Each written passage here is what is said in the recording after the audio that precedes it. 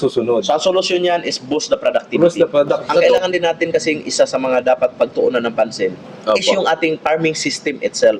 Yung pagtatanim, paglalanprep, Lanprep. pagpapatubig, at saka yung pag-aalaga, yung Tsaka tatawag. pest and nutrient Yan, management. So, talagang we sacrifice. From morning hanggang gabi, talagang ano kasi ang advocacy namin is bangon agrikultura Pilipinas. Opo. Siyempre. Ang target na lang natin dyan is paano mapaganda ang lupa at paano mapataas ang production. So, as of this, so ang ginagawa namin dito is transfer of technology, transfer of farming system. Kaya i-guide namin from the start, pero darating panahon, kayo na magpapatuloy. Opo. Tsaka,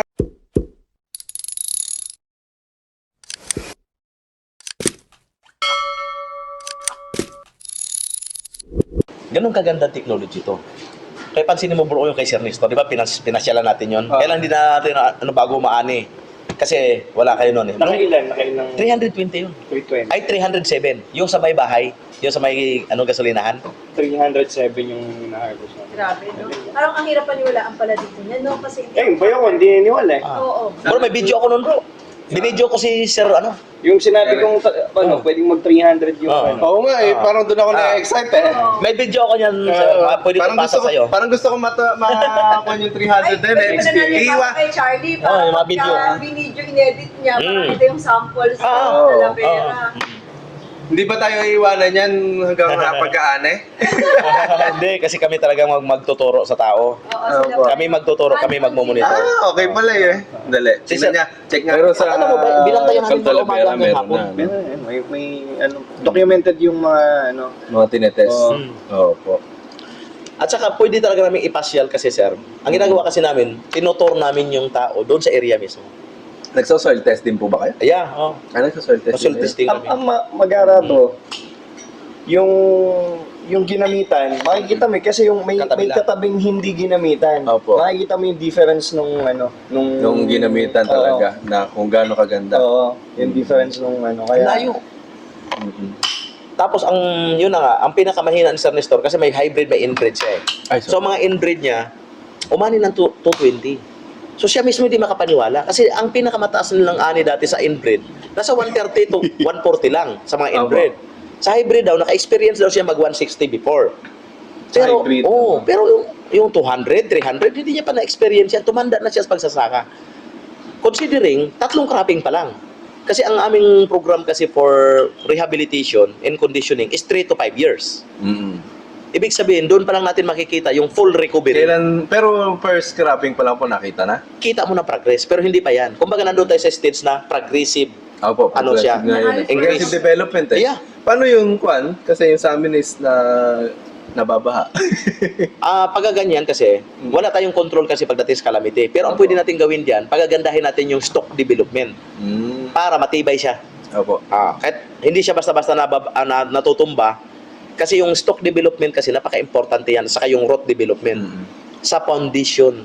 Kaya madalas tayong natutumbahan or nadadapa ang mga palay. Mm. Kasi nakapokus kasi tayo sa Sa dahon. bunga, tsaka sa dahon. Sa dahon saka sa bunga. Pero hindi natin napupukusan yung kanyang foundation, Mm. yung stalk at saka yung kanyang roots. So kami kasi, kami talagang kumbaga holistic, overall, ang tinuturo namin from vegetative stage, doon at saka ito may sekreto sa palay. Kung gusto talaga nating umani na maganda, ang sekreto sa palay nasa tillers. Mm. Ang Philippines, ang tillers natin, yung suwi, ay nag-average lang tayo ng 20 to 30. Opo. Maganda na yan 30. Marami pa nga below 20. May iba pa 15 lang. Mga inbred. Oo, mga inbred. Pagka umabot tayo ng 30, hindi na tayo bababa niya ng 100. 120, 130. Pag nag-40 tayo, nasa mga 150, 160 na yan. So maganda na yung 40 tillers.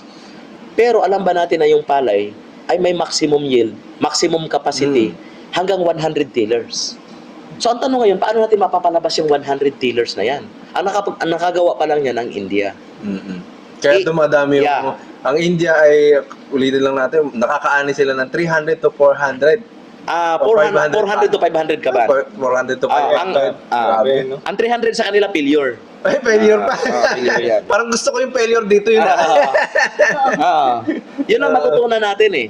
Kasi kumbaga parang sila, hindi na sila sanay sa 300 kasi nare-reach lang nila ang 400 saka 500 eh. Opo.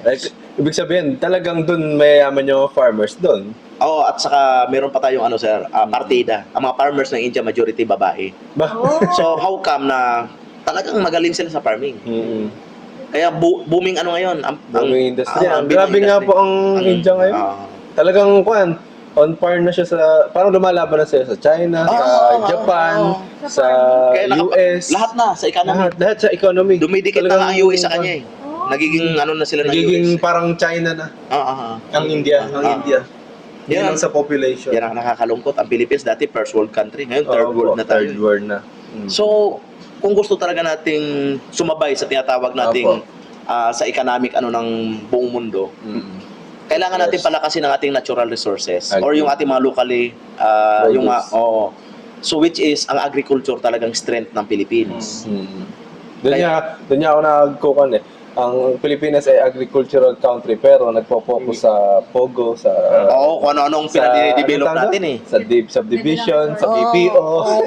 Hindi natin pinapahalagahan yung binigay ng Panginoon sa ating Kaya- natural resources. Kaya nga nakakalungkot eh. Oo. Pero meron tayong kumbaga sa panahon kasi natin ngayon bro dahil lalo na tayo na yung mga susunod na mga Opo, next generation. Next generation. Yeah. Tama. Yeah. So kumbaga, tayo rin na mag-sit ng pagbabago. Opo. Ilan taon na kayo, sir? Matanda na ako. Ako yata nakamatanda rito. 45. 45. Opo. Bata pa. Kasi ang mga farmers, di ba? Oo. 50 to 60. Yan, nandun sa average na yun. Opo. Kaya nakakalungkot nga dahil wala nang teenager. Wala na. Wala nang teenager. Dati kami Wala kasi, tayo na lang, 30-16. Oo. 30-16. so kailangan may ma-encourage tayo na mga Opo. mas bata sa atin. Yung mga, Kaso, ang hirap mag-encourage na lang pag ganyan kababa yung palay, ganyan pa kababa yung ane. Yan. Talagang, natapos wala pang kinikita dun sa kanilang tinatanim, talagang Wala. walang susunod. So ang solusyon yan is boost the productivity. Boost the product. Sa tulong ng mga Yeah. ipapakilala Technology. natin na technology. So una na nga yung bioprotect, Sa land preparation sa pa lang land yan. prep pa lang. So Tapos, meron pang meron susunod. pa. Ito pinakita ko yung ginamit ko pero huwag na lang natin lagay yung kwan. So, maganda yan, maganda Opo. to. Lahat kasi ng mga natural and biofertilizer, Organic. Opo. nakakatulong talaga yan lahat. Kaya lang, kumbaga ang kailangan din natin kasing isa sa mga dapat pagtuunan ng pansin is Opo. yung ating farming system itself. Yung pagtatanim, paglaland prep, Land prep. pagpapatubig, at saka yung pag-aalaga, yung Tsaka tinatawag- pest and nutrient yan, management. So ngayon, papasok tayo ngayon sa plant management o nutrient Opo. management. Sanay tayo kasi doon sa tinatawag nating mga macronutrients. Kasi tayo Puro ay puro NPK. NPK. Opo. Kaya madalas yan ang dinadamihan natin. Na dati pwede naman palang, alam mo yun nung inintroduce sa Philippines yan, 1970, 10 kilos per hectare lang Oo, ang 10 kilos. ginagamit. Ngayon, 10 kabans. Ngayon 10 kabans, hindi. Meron pa nga nag-60 na. Nag-12, 16, may 20 na. Paramihan nga. Paramihan. Pero, akala natin, pag ginawa nating 12, 16, Opo. dodoble yung ani. Hindi naman. Hindi naman. Lumaki lang ang gastos. Pero yung ani, plato na. Nandun na siya sa maximum. Minsan, buwabagsak pa nga. So, ano ang indication? Ibig sabihin, hindi balance ang nutrition. Kasi ang halaman pala, merong 18 essential nutrients na kailangan. 18. So, out of 18, ang naibibigay natin madalas, yung tatlo. NPK lang. NPK. Kaya Opo. macronutrients lang. Walang micro, walang minerals. So, nung araw kasi dahil ang lupa natin mataba pa, fertile, Opo. mayaman pa sa minerals, mayaman sa micronutrients. Kaya NPK lang talagang kailangan mo. That was 1970. Through the years, more than 50 years of continuous farming, depleted na yung mga nutrients. So, saan ka pa kukuha ng mga minerals? Saan ka pa Opo. kukuha ng mga micronutrients? Wala na. So, the only way para magkaroon is ibalik or kaya isupply ang need ng halaman. Ng halaman. Dito papasok yung rapid harvest. Rapid harvest naman po. Sa rapid harvest is nanotechnology ng complete fertilizer. Kasabay dyan lahat ang macronutrients, micronutrients at trace minerals. May macro siya, may NPK siya, meron siyang micronutrients at meron siyang 73 minerals. Ang taas no? 16%. Yeah. At saka 5 seconds penetration yan. Hindi yan katulad ng mga granules na pag itinapon mo ngayon, 1 linggo pa bago kainin ng halaman mo. Yan siya 5 seconds lang. Pag in-spray mo ngayon, cell wall penetration yan, kahit umuulan, kahit mainit, hindi yan nawawash out. Ayun, parang ganito din po yung paggamit niya dito. Iba. Iba naman. Ito kasi binababad sa tubig at saka sa sa asukal, pinapakain. Ito naman siya, pagkatimpla mo pwede mo nang gamitin. Diretso na yan. Ilang ganito isang hektarya po? That's good for 1 hectare. 1 hectare. Pero depende na sa iyo kung ilang bisis ka mag-a-apply. Kasi Ilang beses po ang umaani ang ng recommendation, 300? ang recommendation kasi namin diyan talaga is 4 times sa vegetative. Vegetative. Oo. Kasi pagkang palay kasi umabot na ng 1 month, hindi na magsusuwi. So hahabulin yung kanyang tinatawag na tillering stage. Opo. Itong tillering stage niya na 1 month after planting, yan yung pinaka-importanting factor para makapagpasuwi ka. So bubumbahin talaga yan. Walang tigil. Para lumabas yung maximum yield niya. Maximum tillers. Kasi pagka nagkulang ka diyan sa first 1 month, kung ilan lang yung lumabas, yun lang yung lalaki at magbibitbit ng bunga hanggang pag-ani. Ibig sabihin ito, first 1 month gagamitin? 1 week pa lang. 1 week pa lang pagkatanim? Umpisa na yan. Pagkatanim or pagkasabog? Pagkasabog, 2 weeks. Opo. Pero pagkatanim, 1 week. 1 week. Mm. Ito, kumbaga parang ito yung Booster mo.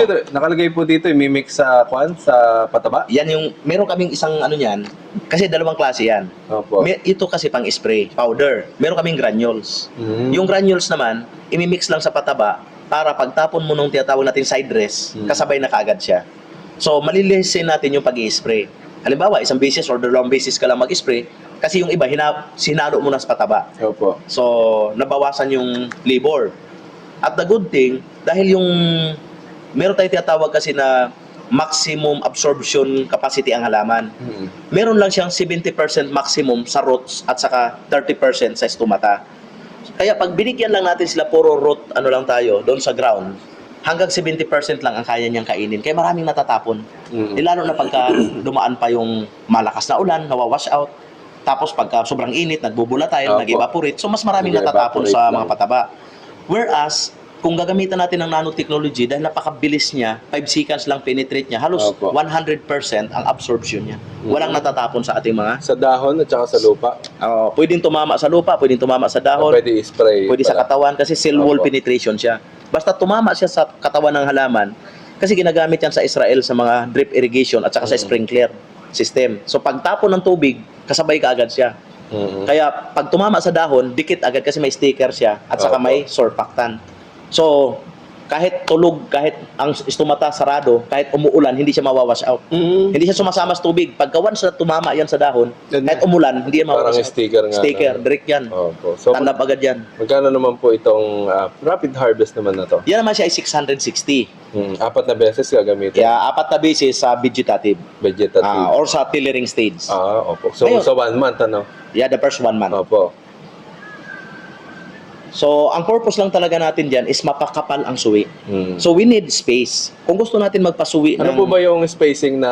Ang perfect sa SRI Perfect. Opo. is pag inbreed, 20 by 20. Opo. Pag hybrid, 30 by 30. 30 by 30 sa... Sa hybrid. Hybrid. 20 by 20 sa inbred. Kaya more or less talaga, kung ipi-perfect natin, pati yung planting na tinatawag 1-to-1-to lang sa hybrid, ang mga ubos lang natin na binhi dyan is nasa mga 3 to 5 kilos lang per hectare. Yan lang yung binhi na makukonsume. So let us say for ano na lang na meron kang extra for yung mga hindi tutubo. So pwede kang mga 6 na kilo hanggang 9 na kilo. Sobra-sobra na yung binhi na yan. Good for 1 hectare. Sa hybrid. Pag inbred kasi, 2-3 ang pinakamagandang pagtatanim. So 2-3 na punla bawat tanim. Dapat hindi palampasin ng 3. Kasi the more na mas marami kang itatanim, the more mas mahina ang ani mo. Ganon. Baliktad naman, ano? Yung palagi sinasabi sa amin, the more na palagi ka marami tinatanim, mas marami ka aanihin. Kasi ang mindset kasi natin, namumunga yung punla. Opo. Tama naman yung ang punla namumunga, pero mahina. Opo. Mas malakas mamunga ang suwi. Suwi. So ang target natin ay hindi magparami ng punla, kundi magparami ng suwi. Suwi pa rin talaga. So makakatulong po itong rapid harvest sa Yes. pagpapasuwi. Tama With, kayo.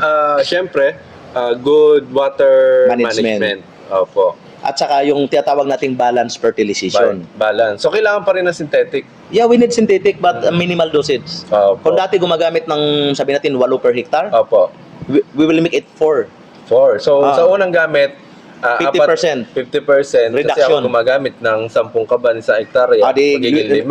Yeah. Plus idadagdag ito. Yes. Opo. Tapos mababawasan din natin yung iba mong mga chemicals na hindi mo na kailanganin.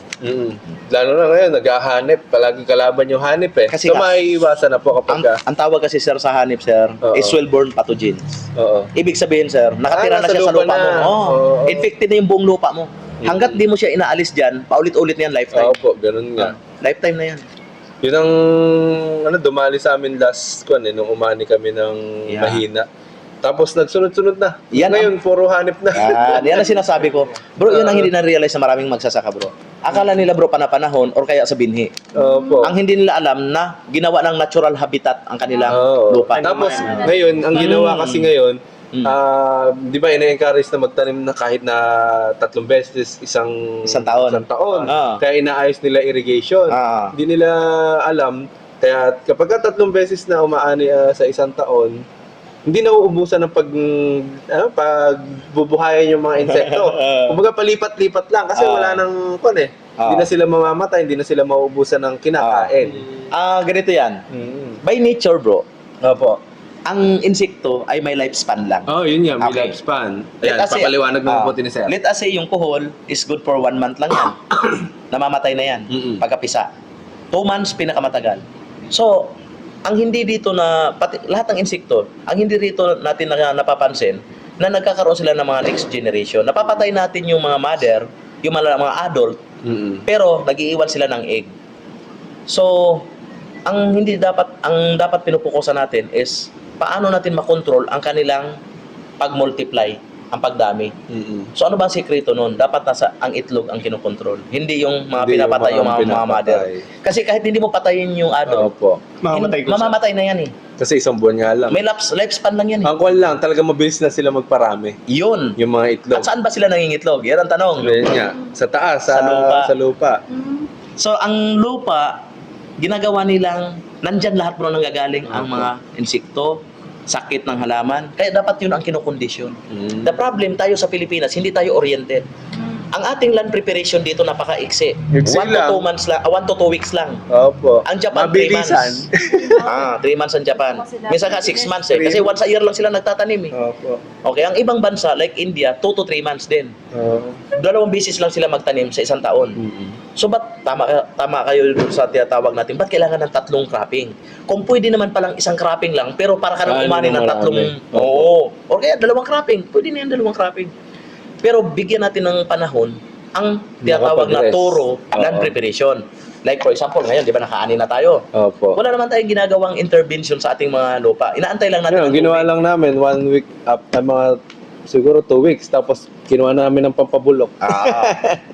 So, okay din siya, pero para sa akin Kulang. kasi, kulang. Opo. At least 1 month. At least, Opo. mabilis na yung 1 month. 2 months, the best. Pero kung di kaya 2 months, 1 month. Kasi meron tayong cycle yan bro. Saan ba kinokontrol ang mga sakit?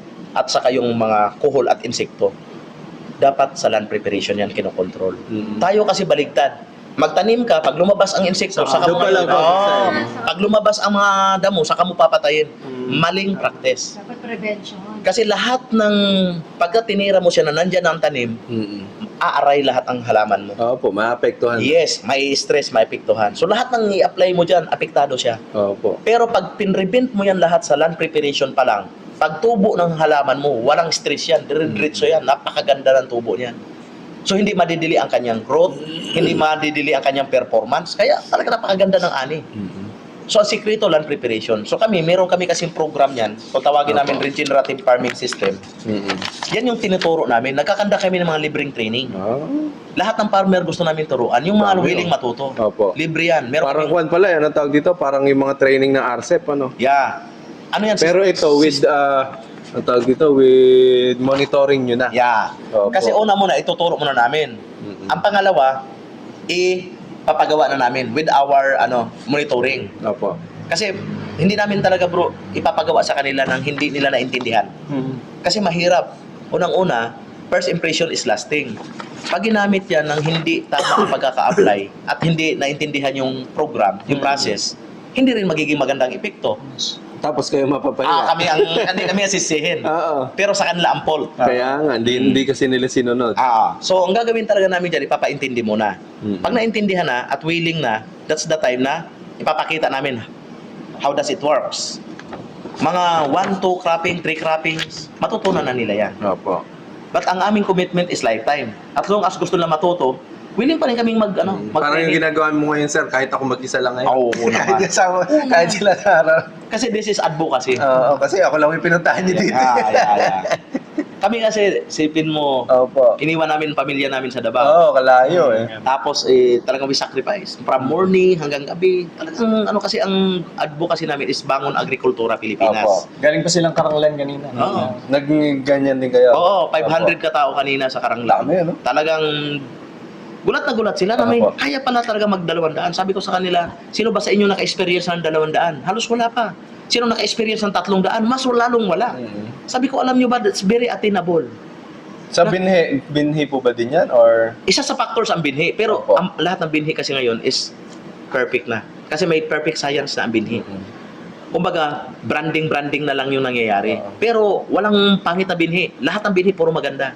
Kaya lang may tinatawag na siya maximum yield. Lahat ng inbreed hanggang 250 ka ban lang. Pag nag-200 ka napakaganda, 70-80% ka na. Pag nag-250 ka, maximum yield ka.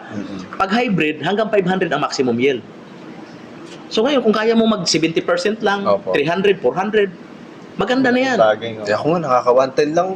Hybrid yan, hybrid. Oo, hybrid. Hybrid. 110, 120 lang Oo, kami ibig sabihin, nasa mga ano ka lang, nasa mga 30%, 40% ang kanyang maximum ng kanyang potensyal. Opo. So kaya nating i-increase yan. Eh, yung inani ko nga doon sa 7 hektarya, 500 lang.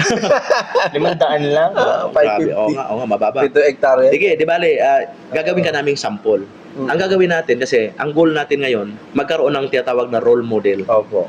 So si Sir Nestor Ramos, talagang sinasadya namin kami mismo magmomonitor kasi gusto ko makita ng lahat ng tao doon kung paano namin pinaganda yung kanyang farm. Oo, maganda pa naman yung pwesto din ng Yes. bukid namin eh. Oo. Ngayon, Yun nga lang, nakasabog na kami lahat. wala problema. Sa Ilang tag-araw. ilang buwan or Buwan weeks. pa lang, kakasabog no isang linggo. Ay, kaya pa yan. Habulin na natin yan sa pagpapasuwi. Dito tayo. Sa suwe. Ito na. Opo. Pero ito, although pwede pang habulin niya ng para pang protection. Kailang may ginamit ka naman na doon. So pwede na munang ito na yung target natin. Pagandahin natin yung structure. Kasi ang maganda nito, dahil balance nutrients siya, macro, micro, and minerals, ang pinapahaba niya, yung ugat, Parang gaganon pa. pinapalaki ang puno. Ganun pa lang daw yung Perfect lang yan. Napakaganda niyan. kakasabog lang. Opo. Kasi itong rapid harvest, talagang ang pinaka gustong-gusto niya is yung nasa stage pa lang siya ng vegetative. Wala pa siyang 1 month. So hanggang 1 month, ang kanyang performance. After 1 month, titigil na siya mag-perform. Kasi yung edad ng palay, hindi na rin magsusuwi. Opo. Kahit bumbahin mo pa eh. Kasi yun na yung kanyang maximum age na maglabas ng suwi. So ang kailangan na lang doon gagawin natin, palalakihin na lang natin yung mga stock. At saka yung para maganda ang hindi Kahit siya na sabog matutumba. tanim po ang ginawa. Oo, walang problema sa sabog tanim. Meron kaming user dito sa sabog tanim sa may San Miguel, Bulacan. Puro sabog tanim siya pero napakaganda. Nadali si Yun nga yung hinihintay ko kasi tawag dito, yung tito ko nagsasabog tanim lang din po. May produkto naman siyang ginamit, yung yung Yara naman. May nag-soil test din, tapos maganda rin po yung management niya. Ayun, maganda inaani. Yeah. So, dapat Tama. pupunta rin ako doon. Eh, kung pumunta ka naman sa akin ngayon, sir, Yes. yan ay testing natin. Yes, sir. Actually, Opo. lahat naman ng, sabi ko nga, lahat ng technology parehong magaganda. Basta susundin. Susundin ang tamang Opo. proseso at saka yung farming system. Opo. Pati farm management, water management, lahat yan may factors. So ngayon, example, napaganda natin sir yung napagandang lupa, Opo. napaganda yung bulas, yung tubo ng palay. Ang susunod yan na target is kailangan mapabunga na maganda. Kasi ang palay, para din yung tao, pag nagbubuntis ka, kailangan mo ng talagang kumpletong nutrition. Ang problema minsan sa mga magsasaka, hindi natin napapansin na during the time na nagbubuntis siya, ang nakikita pa kasi natin dyan, dahon pa lang wala pa yung bunga Ang binibigay pa rin natin dyan, para pa rin sa dahon. So ano ba ang kailangan ng palay pagka nagbubuntis na or namumunga na? Una, ang pinakamalaking portion dyan is yung potas. Sa dahon kasi is nitrogen. Sa ugat is more on phosphorus. So yung tatlong macro na yan, dapat yan, tama ang paggamit. wag na wag kang gumamit ng nitrogen pag nagbubuntis ang palay mo. Kasi Magdadahon yan. magkakaroon ng Oo. tabal. At instead, mapunta siya sa bunga, napunta sa dahon. Kaya mahina yung bunga mo, manipis, maraming ipa, pero yung dahon mo malapad. Oo. Green. Puro dahon. Oo. Kaya ang gagawin dyan, tanggalin mo ang nitrogen mo, palitan mo siya ng phosphorus. Kaya ginawa ang 0060. 0060. Ang purpose niyan, pampabunga na yan. So, dito ngayon papasok yung rapid foliar. Kasi bloomer siya. Bloomer, multiplier. Ang purpose talaga nito ay ilabas ang maximum yield nung kanyang bunga. So, gagamit pa rin po ng 0060 o kasama din yan? We recommend gumamit kasi Mm-mm. doon sa example, 4 na sakong pataba, gagamit ka ng isang triple 14, Opo. isang 1620, isang urea, isang potas. Ngayon, kung gagawin mong 5, tingnan mo na lang sa stages kung saan mo kakailangan yung isa. Halimbawa, nagkulang ka sa stage o vegetative ng medyo nanilaw, dagdagan mo ng konti yung urea mo. Urea. So, yung pang-5, case-to-case basis kung ano yung need. Kaya i-recommend kasi namin yan. Kaya pag pinapasyalan namin, nakikita namin yung condition. Doon namin i-recommend na. Kumbaga, parang monitor niya, Oo. tinitingnan. So, yung 5 sako na yan is more than enough para mapaganda yung ani. With, syempre, nitong... With advanced technology. Opo, with advanced technology na galing na pinapakilala ni Sir. Yes. Kasi nanotechnology ito eh. Yan. Opo. So, ang maganda nito, o say example, so gumamit tayo ngayon ng ng sabihin natin nasa putas na. Bubumbahin natin ito. Ang purpose nito, nandito lahat ang mga micronutrients at mga minerals na kailangan Sa pagbubuntis. sa pagbubuntis. Opo. So paglabas ng uhay, napakahaba. Talagang maximum, yung length, kung ano yung maximum length na kaya niyang ilabas. Ang susunod naman dyan na challenge, kung magkakalaman. Kasi pwedeng napakahaba ng uhay, wala namang laman, tuliapis naman. So kaya uulitin natin yan. Yun yung ginagawa ng iba yun, pinapataas ng todo. Nag-go ka ng Brasinolide, tsaka GA3. Kaso, Walang laman. tumataas, walang laman. Okay, so Medyo, ito ang secret niya, Yumuyo sir. ko na lang. Yumuyo ko. Ito ang secreto niya, sir. Pag inulit mo siya, doon sa tinatawag na malagatas or milking stage, ang habulin naman niya, yung dito sa batok. batok. Oo. Na magkalaman lahat hanggang batok. Walang ipa. Siksik lahat ang butil. Binigyan kami ni Sir Nestor ng 2 sakong palay nung nag-harvest. Sa tuwa niya, pinabigas namin. Alam niyo kung ilang kilo ang nakuha? 72 kilos. 72 kilos. Sa 2 sako. 2 sako. Ibig sabihin na sa mga 60-70% ang recovery. Napakataas ng recovery. Bakit? Yung kanyang Ay, butil, sila de, oo. siksik. Opo. Magandang gabi po. Ito, good evening po. Nagpe-present na si Sir dito eh. Nauna na po kami, sir. Ay, di ka. Kamusta po kayo? Sama po. Nanguha ng kalamansi sila daddy eh. Kaya nag-harvest. Opo. Ay, Kaya naku, hindi po, bumili. bumili. At kinulang na kami ng kalamansi. Ayun. Mm. Kaya kumbaga sa Opo. yung sabi ko nga yung 3 stages ng pagpapalay, which is very important. Hindi lang yung bumili ka ng products para gamitin, kundi yung tamang timing. Tamang timing na paggamit, tamang purpose kung bakit mo siya gagamitin, at the same time, yung tamang management. Overall, kaya natin mapaanin ng 2 hanggang 300 per hectare. Kung kaya nung binhi na mag 400, 500, why not? Pero maatin natin yan pag kondisyon ng lupa mo. Pero After 3 to 5 years. dun kahit maka 200 pa lang sisikat na tayo doon. Actually, ordinary na sa amin kasi ang 200. Dahil talagang ang ginugulan namin ngayon ay nasa 400 na. Kasi naka 300 na kami. So, may i-maintain lang yung patunay 300. na ba yan, sir, yung 300 mo? Yes, sir. May Taga Talavera. Talavera. 27 hectares, Anong sir. variety o kwan? Jackpot, sir. Jackpot naman. Hybrid, sir. 666. Hindi, 102. 102. Opo. Ayan si Mami naman.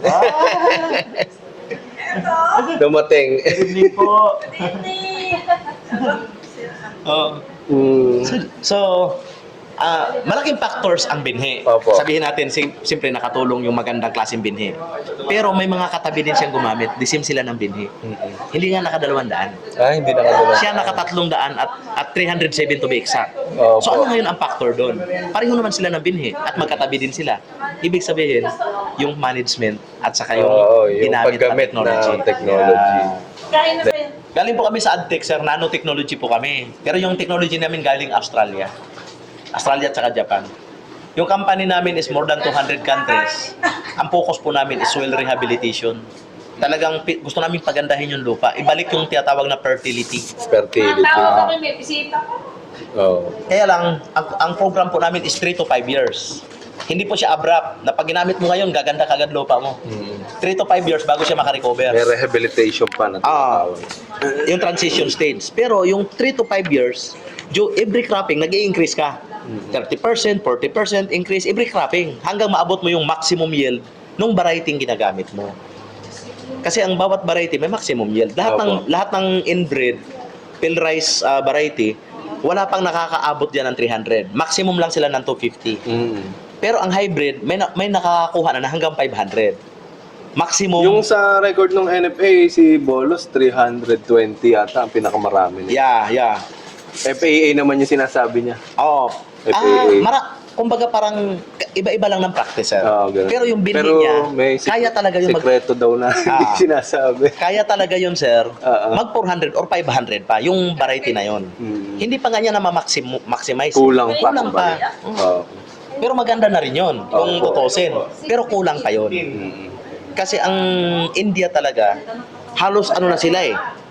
Close to perfect na sila eh. Oo. Kasi ang 300 sa kanila, ordinaryo, failure. lang. Nasa 400, 500 na ang kanilang yield eh. Oo. So pagka nagbagsak sila ng 300, pinagtatawanan yan. Sabi nila, wala. Konti lang eh. May mga may mga pagkakamali ka sa management mo at saka yung. So even the water management, first 20 days. Yan o, tinuturo namin o. Water management, yung pagpapatubig. The first 20 days, walang tubig. Oo. So di ba baligtad tayo? Pagkatanim, pinapatubigan natin. Yung paano yun damo? Kasi kinokontrol namin yan sa land preparation. Meron na kayong control sa damo. Ganito ang sikreto, turuan kita. Unang linggo, pag nirotor mo yan, di ba pinapatubigan natin yan? Oo. Pangalawang linggo, patuyuan mo. Lahat ng damo tutubo. Pangatlong linggo, patubigan mo ulit. Babad mo ulit. Pang-apat na linggo, di ba, isang buwan. Patuyuan mo. Lahat ng damo na tutubo, tumubo nung una, patay na yun nung pangalawa. Yung tutubo sa pang-apat na linggo, manipis na lang. Yun na yung natira. Tapos saka mo linangin. Pag nilinang mo, wala nang damong tutubo pag nakatanim ka na ng palay. Kasi 2 beses ka nagpatubo sa land preparation. Yun yung sinasabi ko. Kaya isang buwan ka naglaland prep. Oo. Sa ibang bansa, 2-3 buwan pa nga. Kasi nga, hindi patay naman, talaga nila yung damo. hindi sila nagtatanim sa lupa na hilaw. Oo. Ang tawag ko kasi dito sa atin, hilaw ang land prep. Kaya nagkakaroon ng problema pagkatapos magtanim kasi hindi siya ready for planting pero pilit tinataniman. Yan. So yun yung dapat makorek.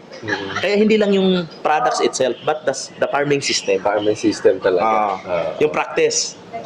Yan ang tinuturo namin kila Sir Nestor. Gulat na gulat sila yung mga barok nila. Naku, tuwang-tuwa ang mga barok niya. Daming mas marami kasi mas malaki yung Yes, porsyento. isipin mo 307 per hectare di umano sila ng 30 mahigit sa 1 hektarya. Ang kanilang tuwan-tuwa lahat. Naku, sabi nila, sir, ba't ngayon na kayo dumating?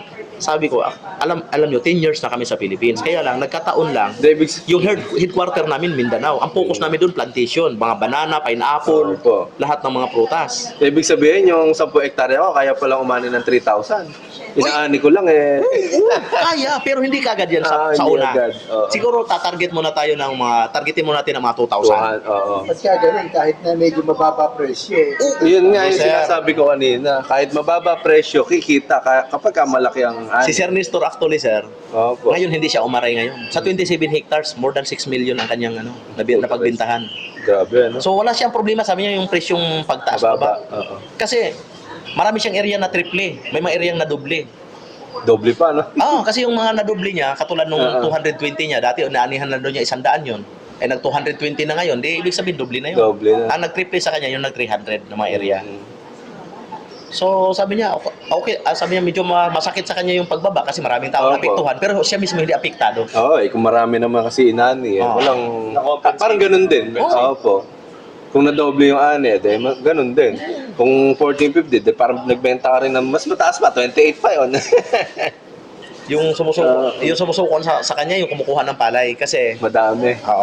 kasi yung kanyang at saka yung recovery talaga gulat na gulat. Mas kabi yung sa harvester mo, mas marami kang aanihin na harvester. 2 harvester ni Daddy. Panalo yan, panalo. Pero hindi si Sir Nestor, may mga harvester siya, kumpleto siya sa Hindi machineries. naman talaga programa ng gobyerno para may ng ani. Yes po. Yun nga lang, hindi dumadami. Hindi, actually po, ganito po yan. Maganda yung intensyon ng Oo. gobyerno. Kulang lang po sila sa pag-implement. Kung lang sila Pinamimigay sa lang eh. monitoring. Oo. Walang mga tamang taong mag-educate ng tamang pag-i-implement. Binibigay lang nila yung Binibigay ko. Bigay, bahala ka na. Oo. Ganun lang. Wala silang umiikot. Opo. Umiikot. Wala. Kasi, Meron yung mga LFT, yung mga ganun. Kaso, siyempre, sarili muna nilang bukid yung unahin nila. yung unahin nila. May kasama na talagang corruption din. Oo, yun nga. Pagpapamigay ng pataba. May dagdag. mas malaki pa lang sa kanila kaysa pinamigay. Kaya nga. Wala na po tayong magawa dyan. Kasi ano na nila, kumbaga, sistema. Sakit na. Ang talagang gawin na lang natin ngayon, lalo na kami po, ang aming advocacy talaga is Bangon Agrikultura Pilipinas. Opo. Gusto namin gumawa ng mga modelo bawat munisipyo. Kasi hindi namin kayang gawin lahat eh. Hindi namin kayang Oo, turuan lahat. tama. Hindi Hindi kaya. namin kakayanin. Limited lang yung kakayanan namin. Ang gagawin namin, bawat munisipyo may 2-3 kaming pupukusan. Gagawin naming modelo. Oo. Doon pa lang kasi malalaman na pagtatanong na kung ano yung gagawin. Halimbawa bro, ikaw dito na umaani ng 300 per Oo, hektar. tatanungin na Lahat yun. ng tao rito magtatanong sa'yo. Pero ikaw yung pupukusan namin. Doon yung concentration lang namin sa'yo. Wala kaming pakialam doon sa iba. Pagagandahin namin, imumodelo ka namin. Para pag nakita ng mga tao, kahit hindi mo sila sabihan, Pero ang magiging kwan yan, long term yan. kasi 3 hanggang 5 taon ang Long program. term magiging kwan ano. Hindi Monitoring. nyo kami iwan? hindi kasi long term din ang gusto ng company. Opo. Kasi pagdating ng panahon, Hindi naman nawawala kaagad yung company. wala. Bro. Kasi ano na yan bro, sa Australia, it's more than Opo. 50 years na ang company. Sa Philippines, 10 years. Mhm. So, ano na, no question na yung stability ng company. Supplier kami more than 200 countries eh. Opo, dami ano. Oo. So, ang ano lang natin dito, kung paano natin siya ma-implement, magaya yung ginagawa sa ibang bansa. Kasi Opo. year 2000 pa lang, na-prove na nila ang ani na 300 kaban per hektar. Eh ngayon, yung pagpasok ng ano, tumataas na sila hanggang 400, 500. So ibig sabihin, nandun na sila sa stage na tayo, nandito pa tayo. Sila nandun na sa mga maximum man. So ang habulin na lang natin kung paano tayo makalapit. Hindi man Opo. natin sila maabutan. At least yung kahit na kalahati man lang. Oo, kalahati. Eh kalahati ng 300, 400, 200 din yun. Oo, 200. Kapag ka 200 po ang inaani sa isang lugar, marami na po yung ani na yun. Kasi ngayon, nakaka-70, 100. Halos wala pong naka-100 dito sa lugar namin ngayon. Sobrang baba. Konti. Sobrang Dapat nga konti ngayon lang. dapat ang maganda eh. Oo po, kasi dayatan, tag-araw. tag-araw. Walang bagyo. Ewan ko ba? That's the, ang lupa natin acidic. Mm. Yan talaga yung pinakamalaking problema ng ating Opo. sakahan.